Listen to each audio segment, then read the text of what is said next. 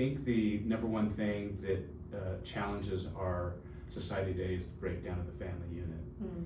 And so I would give young people a little formula to follow, because there's a lot of young people that don't have exposure, don't have access, don't have support to have a reasonably good shot at, we'll call that success, that path.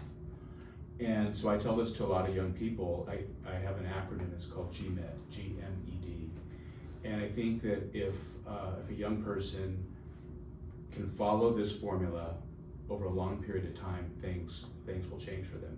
It was my experience. This is what happened to me. And so the formula, GMED, G stands for goals. So you have goals, they're written down, they're specific, they're measurable. M is mentor. You have to have mentors in your life. That's a big one, particularly with the breakdown of the family unit. And you can have mentors that are spiritual, you can have mentors that are business, that are health related, that are financial. They can be in all areas of life. Some of my mentors, a few of them I've never met before. Most of them have had the opportunity now to meet them. But you can get, there's so much knowledge and availability of resources in terms of knowledge resources that's out there. So mentors would be a big one. E is education. I was taught if I took 3% of my income and I reinvested it in myself on an annual basis, I would never go for want. And I started doing that when I was in my early 20s, and it's absolutely paid dividends. And I haven't been able to do it every year now that I'm older, but I still consistently reading books, consistently watching webinars, consistently going to seminars, consistently learning. So I think that educational piece, and I think what we teach people, teach young people in school is not what I'm talking about in terms of education. I'm talking about life skills, more so than the traditional curriculum, which I recognize has a place.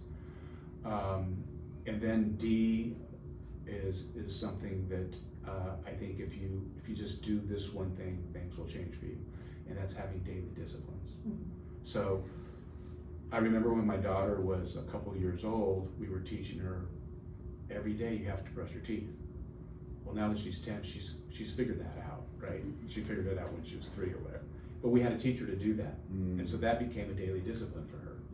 Well, taking that to other things that are much more relevant, like reading in the morning, what you eat, exercising,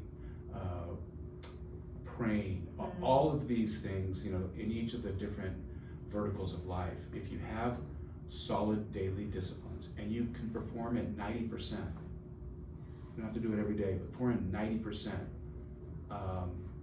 it'll change your life. Small changes over long periods of time have a huge impact on someone's life. And I think, our immediate gratification society sees the startup tech company, immediate billionaire and all this kind of stuff. And so it's really easy to fall into quick, how do I quickly get to that place of success? But if you just stick with your daily disciplines and you continue to work on yourself, the accretive incremental process will pay larger dividends than if you try and hit the ball out of the park and into the cheap seats. So good. I think Steve wins. We should just go with Steve's answer for all